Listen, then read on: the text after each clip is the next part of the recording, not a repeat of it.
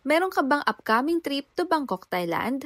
Gusto mo bang malaman ang step-by-step process pagdating mo sa Wannaboom Airport? Well, you're in the right video. Kaya make sure to watch this until the end para hindi ka malito pagdating mo sa Thailand. Pero bago ang lahat, kapag magbubuka ng mga hotels, activities, or anything sa Klook app, gamitin mo lang ang Klook code ko na KatiPikLook para magkaroon ka ng discount. Okay, so let's move to the process. First things first, bago pa man kayo lumanding sa Thailand, make sure to fill out the Thailand Digital Arrival Card. This is required kapag pasok kayo ng Thailand. Just go to the website tdac.immigration.go.th. Then, fill out the necessary details. Mas okay na gawin nyo to before your flight para hassle-free. Step 2, pagkalapag ng eroplano sa Wannaboom Airport, just follow the signs na may nakasulat na arrivals. Medyo malayo-layo ang lalakarin, so get ready. Next stop, immigration. Dito, ipipresent mo lang ang passport mo and they will take your fingerprint. Now, in my experience, hindi na nila hiningi yung QR code ng Thailand Digital Arrival Card. Probably because nakikita na nila yon sa system once na nasabit mo na online. Pero just in case, screenshot nyo na rin para ready. After immigration, diretso ka na sa baggage claim area.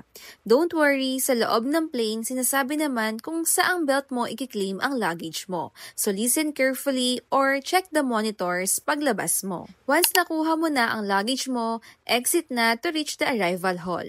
Next step, kung nag-book kayo ng SIM card and Rabbit card via the Klook app, dito nyo rin siya i-claim sa arrival hall. I'll create a separate vlog for that, pero for context, if gusto nyo rin mag-book ng SIM sa Klook app, search nyo lang ang True 5G Thailand Tourist SIM card for Thailand, Thailand Pickup. For Rabbit card naman, search nyo lang sa Klook app ang BTS Skytrain Rabbit card in Bangkok. And don't forget to use my Klook code KatiPikLook para magkaroon kayo ng discount. Next step is to withdraw money. Yes, nag-withdraw kami instead na magpapalit ng cash and it worked well.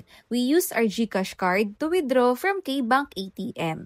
No need to worry kasi sobrang convenient. I'll make a separate vlog for that to explain kung bakit ito ang mas okay para sa amin. Kung ayaw naman mag-withdraw ng pera, madami din mga money exchange dito sa arrival hall. After all of that, it's time para pumunta na tayo sa hotel. For this trip, hindi kami nag-Grab or Bolt. Instead, we tried commuting via train. Just follow the signs going to Airport Rail Link para makasakay ng train papunta sa city. Gagawa rin ako ng separate vlog on how to commute from Suvarnabhumi Airport to our hotel. Kaya follow me para updated kayo sa mga travel vlogs. And that's it for the step-by-step process pagdating nyo sa Suvarnabhumi Airport in Bangkok. Sana nakatulong tong video sa inyo. Again, if magbubook kayo ng hotels, activities, or tours via Klook, don't forget to use my Klook code KatiPikLook para magkaroon kayo ng discounts. Also, make sure to follow me for more travel tips and abangan nyo ang mga separate vlogs for Thailand SIM and Rabbit card, ATM withdrawal, and paano kami nag-commute to our hotel. Thanks for watching and see you on the next one. Ayun lang, babush!